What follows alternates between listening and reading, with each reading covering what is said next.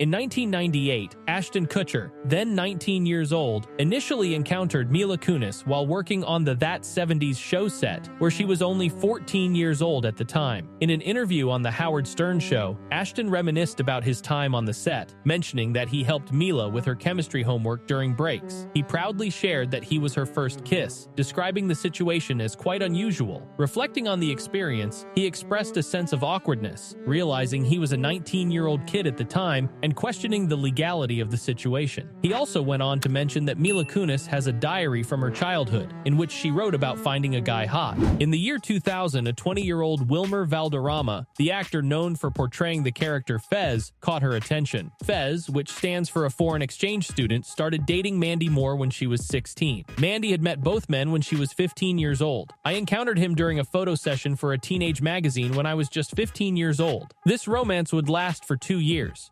As well as during a Howard Stern Show perspective, from an interview, Wilmer would leave his manner of bragging about having Mandy Moore as a virgin. I'll say it again. Mandy, however, does not enjoy warm apple pie. Would later reject these charges, claiming, "Didn't steal my virginity, I was his girlfriend. I was 16 and 17 at the time. I have always admired him, and I still do. He's an amazing friend. That's why I was so shocked by it, because it wasn't just a falsehood, but it was completely out of character for him." In 2002, Mila Kunis and Ashton Kutcher made an appearance on The Rosie O'Donnell Show, enduring an awkwardly lengthy interview. During this interview, Mila recalls her first kiss, which occurred on That 70s Show when she was 14 and Ashton was 19. In fact, Masterson admitted to Ashton that he would offer him $10 if changed it into a French kiss. The entire conversation is difficult to watch because neither Rosie, neither O'Donnell, nor the spectators find any point in the 2003 interview. The second season of Ashton Kutcher's Fame Punk'd, a prank show, had its MTV debut. Famous practical jokes on famous people like Hillary, Missy Elliott, and Usher Duff. In the segment with Hillary Duff, what Ashton thought of the actress Lizzie McGuire, who is among the females that none of us can wait to reach 18, along with the Olsen twins. At the time, Hillary Duff was just 15, and the Olsen twins were 17. In the subsequent year, 2004, Danny Masterson made an appearance on an episode of Late Night with Conan O'Brien to promote That 70s Show. Following a joke told by Danny, Conan remarked that he had heard about him and suggested that he would be apprehended soon. Given the revelations surrounding Danny Masterson's history of sexual assault that have since come to light, some speculate that Conan may have been alluding to the rumors circulating within the Hollywood community at the time. Despite these allegations, Danny Masterson continued in his role, and, interestingly, the same year saw 24-year-old Wilmer Valderrama initiating a relationship with Lindsay Lohan shortly after she turned 18. Following the brief 2-month relationship, Lindsay Lohan released a song titled Over about her tumultuous romance with the That 70s Show actor. The song reached #1 on Billboard's Hot 100 singles chart and held that position for 3 weeks. Lindsay later admitted on an episode of Ellen that the song was inspired by her rocky relationship with the actor. Shortly after his breakup with Lindsay, Wilmer Valderrama began dating 18-year-old actress Misha Barton from the popular television show The OC in 2005. In the same year, 27-year-old Ashton Kutcher started dating 42-year-old Demi Moore. Their age gap of 15 years made them one of Hollywood's most talked-about couples. However, in Demi Moore's 2019 memoir titled Inside Out, she revealed intimate details about her marriage, including Ashton's skeptical attitude towards alcoholism. In the memoir, Demi shared that Ashton, at 27, expressed doubts about the existence of alcoholism, suggesting it was all about moderation. This led Demi to break her 20-year period of sobriety by taking a beer from the hotel mini fridge to demonstrate her ability to consume alcohol in moderation. According to the memoir, Demi's alcohol and substance use escalated after she suffered a miscarriage while 6 months pregnant with Ashton's child. To cope with the pain in her relationship, Demi turned to alcohol and substances. Ashton allegedly suggested introducing a third party into their bedroom, a proposal Demi initially accepted to please him. However, the memoir claims that Ashton cheated on her with a 21-year-old woman, justifying it by saying they had already blurred the lines in their marriage. Ashton's actions pushed Demi further into substance abuse, exacerbated by his lack of support during her detox from prescription painkillers. The memoir alleges Ashton's resentment and lack of support, even when Demi had to detox from prescription painkillers after developing an addiction following a dental procedure. Ashton eventually ended the relationship in 2011, citing Demi's alcohol intake as a reason. Despite the relationship ending in 2011, again, the divorce wasn't finalized until 2013, and Demi Moore has remained sober since 2012. In 2012, Ashton Kutcher faced criticism for a commercial where he wore brown makeup and spoke in an Indian accent to promote pop chips. He pretended to be a Bollywood producer named Raj. Many Indian Americans didn't like the ad, and they were upset with Ashton, who was the president of pop culture for the brand. Even though people were upset, Ashton didn't say anything about the controversy. In 2017, the Los Angeles Police Department started looking into actor Danny Masterson after 3 women accused him of assaulting them in the early 2000s. More women came forward with similar accusations throughout 2017. One woman said she tried to stop Danny from forcing her into sex by pulling his hair, but instead of stopping, he hit her and called her names. This same woman claimed Danny raped her while she was unconscious. She told officials at the Church of Scientology, where both she and Danny were members, but they discouraged her from going to the police. In 2017, another victim of Danny's behavior was told by a Netflix executive that he didn't believe the allegations were true. At that time, both Danny Masterson and Ashton Kutcher were working together on a Netflix show called The Ranch. This made some people wonder if the executives didn't believe the victims, or if they just didn't want the news to affect their show. In that same year, Cedric Bixler Zavala, a member of the popular band at the drive-in, claimed that Scientologists killed his dog with rat poison. This happened after his wife, Chrissy Bixler, spoke out against Danny Masterson, accusing him of raping her during their dating days in the late 90s. Cedric shared on Instagram that he discovered rat poison in raw meat all over his front and backyard after his dog fell ill. According to Cedric, this was Scientology's way of responding when someone speaks out against those they protect. Chrissy Bixler also posted on Instagram, stating that Scientology and Danny Masterson were responsible for the deaths of 2 of their dogs. She mourned the loss of their dog Biscuit, who would have turned 1 that week, and baby Ethel, asking them to take care of Biscuit until they meet again. Both Cedric and Chrissy, along with other accusers, filed a lawsuit against Danny Masterson and the Church of Scientology, alleging stalking and harassment to silence their accusations against the actor. As the news about Danny Masterson's behavior spread, Netflix fired him from The Ranch, despite his continued claims of innocence. Andy Yateman, the Netflix executive who expressed skepticism about the allegations, was also let go by the company the following year, in 2018. Additionally, United Talent Agency, which had represented Danny for the past 20 years, officially severed ties with him. In 2019, 4 of Danny Masterson's accusers filed a lawsuit against him and the Church of Scientology, alleging stalking and intimidation after sharing their stories. In 2020,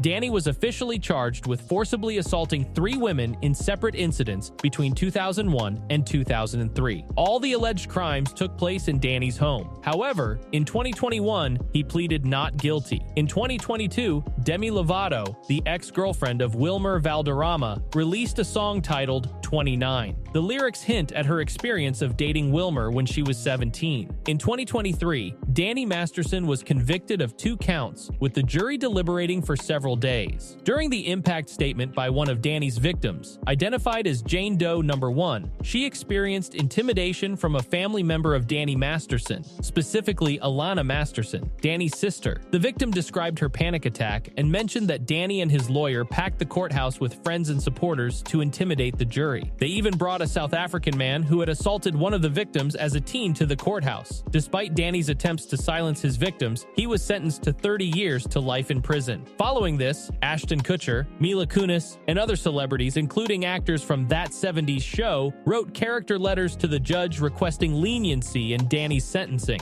As news of Ashton and Mila's letters spread, they faced severe backlash online. In response, the couple posted an apology video, expressing that the letters were meant only for the judge. This surprised many, given Ashton and Mila's activism, their organization Thorn, aimed at fighting sexual assault against minors, and Mila's role in a film addressing sexual assault. People found the letters odd because of their emphasis on Danny's disdain for drugs. Ashton highlighted that Danny discouraged drug use and expressed discomfort with people who did drugs. This raised questions about whether disliking substances could excuse Moore's years of sexual abuse. It was also ironic, considering Ashton broke Demi Moore's 20 years of sobriety. The situation became more complicated when considering Ashton's role in a stoner movie and an NFT web series about cannabis, as well as Mila's connection to these projects. The online discourse intensified, with people questioning the couple's stance and actions in light of their public image and previous works. And that's that for today's video. Thanks for watching, and we will see you in the next one. Your suggestions for future videos are always welcome in the comments below.